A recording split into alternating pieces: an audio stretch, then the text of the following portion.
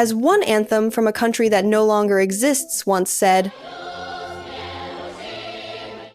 the Union still fell apart.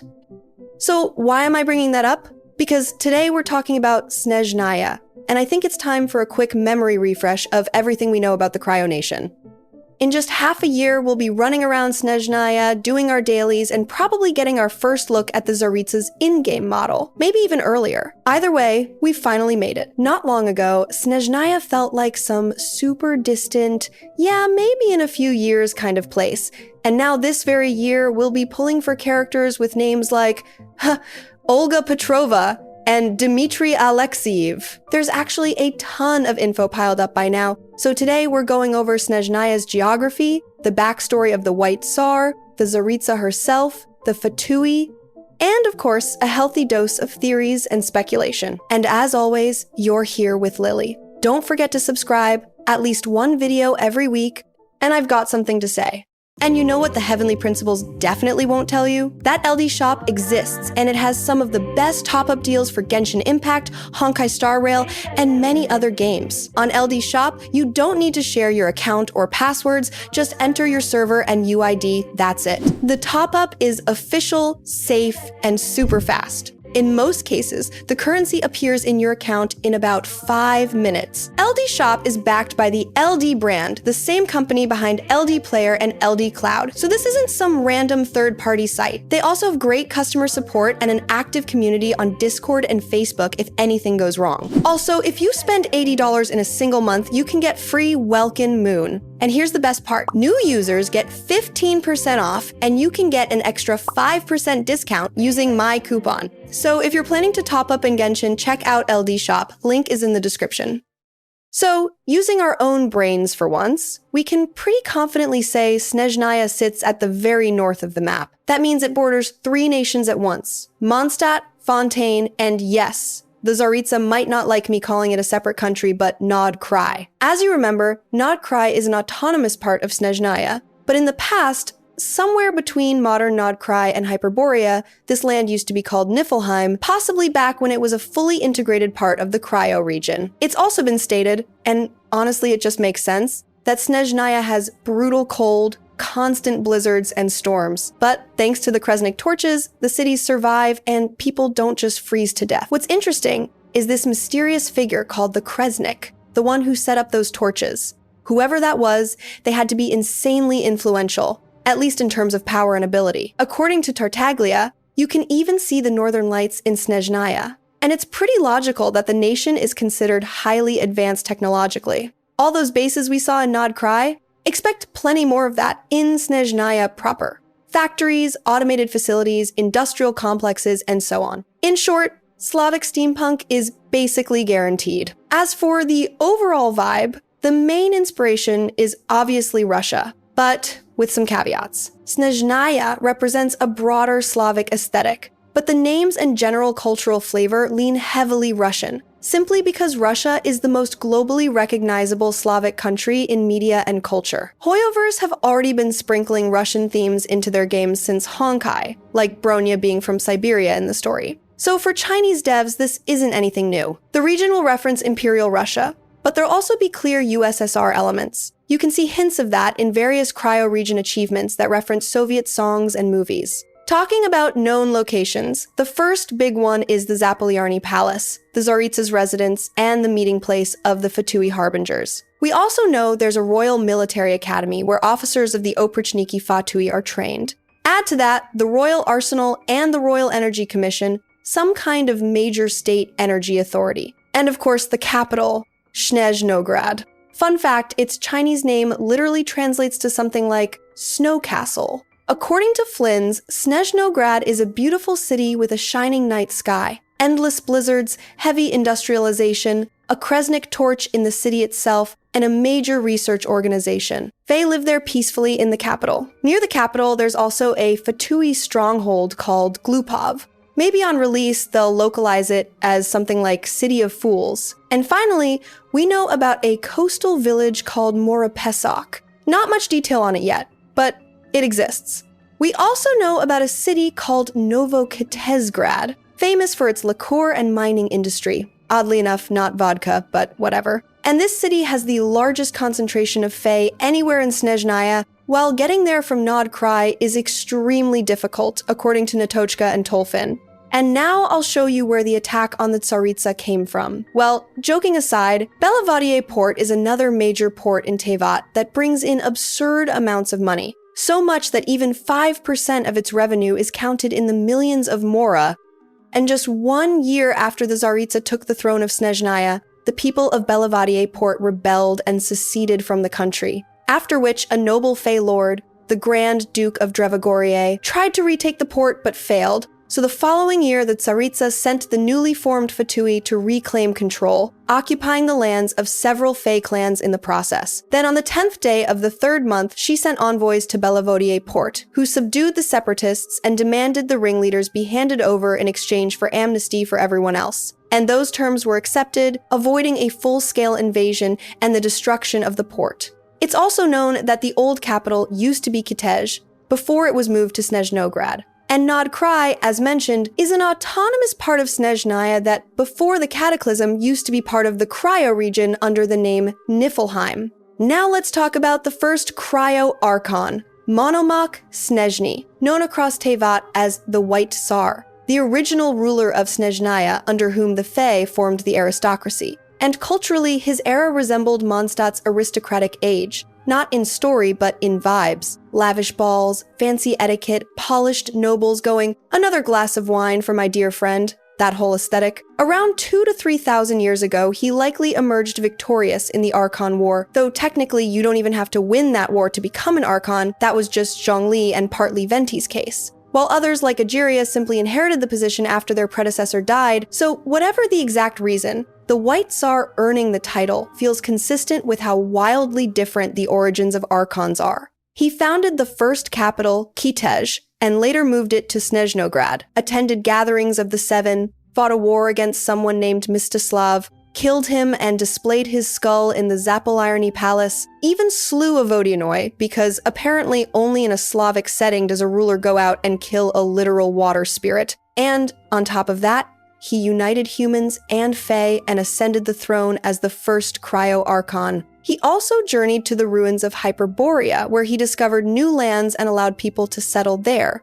which is basically how the future inhabitants of Nod Cry, or Niflheim, depending on how you look at it, later, under the influence of a Khanrian monk, the immortal serpent Rautvangi, he began searching for Elysium, either to oppose the heavenly principles or possibly for his own gain. History keeps quiet about his true motives. During the Cataclysm, Monomach died and the Tsaritsa took the throne. And the Fae didn't exactly welcome her with open arms, and sometime during his reign, the third descender arrived, and it was in Snezhnaya that this being was first allowed access to the Gnosis. Moving on to the current Archon, Anastasia Fyodorovna Snezhnaya, when she ascended the throne. Many Fae princes didn't even show up to her audience in Snezhnograd. In her 3rd year of rule, she and Piero founded the Fatui and conquered the lands of the Fae, including Drevagorier and Volkovin. In the 4th year, she stripped the princes of all their titles and built the city of Glupov. In the 6th year, she established the Snezhnograd Veche. In the 7th, she issued an imperial reform edict, after which the Fae voluntarily renounced their noble titles. Later, she granted autonomy over Nod Cry to Salabe, pardoned Perure for the murder of Krukabena, invited Kutar, also known as Columbina, into the Fatui as the 3rd harbinger, and finally declared the collection of the Gnosis. Who the Tsaritsa actually is remains unknown, whether she's human, Fae, or something else entirely, because looking at the first generation of Archons shows there's no single template. One is human, another an oceanid creation, one is basically the wind itself, another an avatar of Irminsul, Morax is a mystery on his own, same with the Raiden sisters, so the White Tsar could have been anything and so could she. Though my gut feeling says the Tsaritsa is human while the White Tsar was Fae, and there are a few logical chains that kind of support that idea. According to Columbina, the Tsaritsa doesn't really accept the role of an Archon in the traditional sense. Which makes sense because being an Archon normally means serving the heavenly principles, and that clearly clashes with Anastasia's plans. Appearance-wise, Venti describes her gaze as cold yet pure, and supposedly she wields a scepter. And Venti also says that after the Cataclysm, she completely changed. But that raises a question. how did Venti know her before the Cataclysm if she wasn't the Archon yet? Which implies she was already an important figure in Snezhnaya long before taking the throne, and only after becoming Archon did she turn into this distant, icy ruler. You could theorize that she's the daughter of the White Tsar, and that Venti saw her at the palace during his visits to the old Archon, but if we look at other successions, it's rarely that simple. In Natlan, every Archon was originally human, and the title went to the strongest and most worthy protector of the people, while in Fontaine Egeria personally handed the authority to Focolars. So sure, the White Tsar could have willingly passed on the throne, but it doesn't feel very convincing, and I also doubt the Tsaritsa simply lost a lover in the Cataclysm, because that would just repeat Signora's story beat for beat. Still, something clearly made her hate the heavenly principles after the disaster. Since Venti says she used to be normal, but after the Cataclysm she cut ties with the other Archons and turned against the heavens, so there are three main possibilities. Either her lover really did die, or the White Tsar was like a father to her and was killed not by the Abyss, but by Celestia, or she had some kind of bond with the people of Conria. Maybe not romantic, but personal. And Phanes' cruelty toward them is what made her turn on him. You can speculate about this forever, but drop your own theories in the comments on why the Tsaritsa changed so drastically after the Cataclysm. Moving on to the Fatui. For anyone new, the Fatui are a religious military diplomatic organization, religious because they ultimately serve a god. And yes, the Tsaritsa is technically a god as an Archon, and they're easily one of the strongest, if not the strongest, military forces in all of Teyvat, handling everything from banking and trade negotiations in foreign nations to high-risk operations carried out by the Harbingers, the most powerful and loyal individuals in her service, sometimes not even human. The head of the Fatui and overall director of the whole operation is Piero, formerly a royal mage of Kynria who personally witnessed Ronnova place the curse of immortality on the Kynrians, which is why he seeks revenge against the heavenly gods, though his other motives remain unclear. Number 1 is Capitano, also from Kynria and currently busy in Natlan guarding a throne. Number 2 is Dottore, who tried to become a god and didn't quite pull it off, at least for now.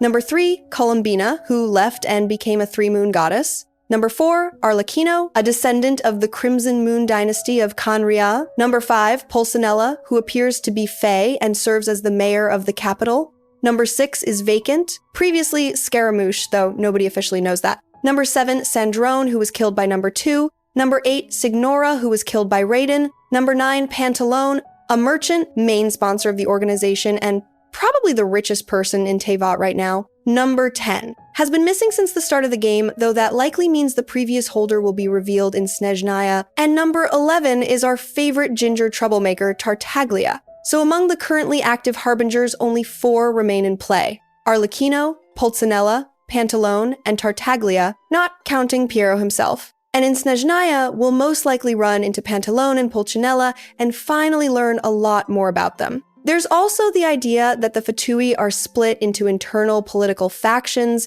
conservatives versus radicals, and so on. But for now, that doesn't really change much. You could keep theorizing about Snezhnaya forever, but maybe some people doesn't heard about it. But yeah, we basically get Genshin 2. Not just a theory, but based on leaks, saying that after all 7 regions are done, the game will move into a second major phase. Kind of like how Nodcry marked a shift with the whole moon theming of patches. So after the Cryo region, we might see a similar structural reboot. And another theory related to the Tsaritsa is that Phanes fell asleep only recently, right when the Traveler and Paimon began their journey, meaning the Tsaritsa started collecting the Gnosis precisely because Phanes was no longer actively watching, since doing that while he was awake would have been impossible. So the moment the Heavenly Principal went to sleep, the Traveler conveniently woke up with Asmodee's help. Which raises the big question: is there a direct connection between Phanes falling asleep and the Traveler awakening? What do you think? And when it comes to the lore, Snezhnaya is going to be absolute madness, because Nodcry alone has already dumped so much information on us that I'm still going back and rereading it all, and Snezhnaya is clearly being set up as the true climax. First, we'll finally see the Tsaritsa's plan in action, and this isn't just some political move, but an outright attempt to overthrow the current order of Teyvat, meaning a direct confrontation with Phanes and his shadows. Second, will uncover the core secret of this world, the very thing our sibling hinted at when they said, travel through all the regions and then you'll understand. And by reaching Snezhnaya, we will have fully walked the same path our twin once did. We should also finally get solid answers about who Phanes is and what the third descender really means. Though, when it comes to Payman's true identity, I'm honestly not sure we'll get a full reveal even there, but let's hope we do.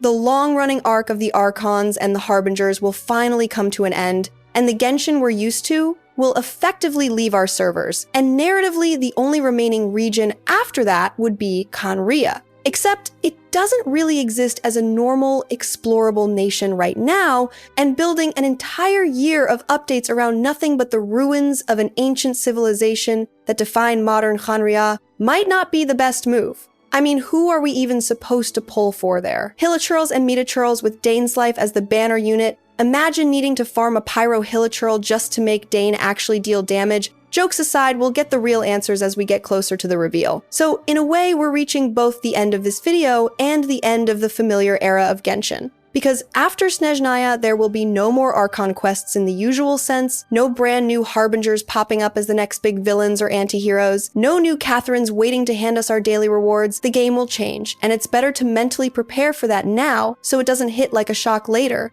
An entire era is coming to a close. But to not end on such a heavy note, here's a totally real, leaked, in-game model image of Pulcinella straight from Dawei himself, who definitely sent it to me on WeChat yesterday. Anyway, I hope this gave you some fresh ideas. Drop your thoughts in the comments. This was Lily as always. Don't forget to subscribe, leave a like, and see you next time.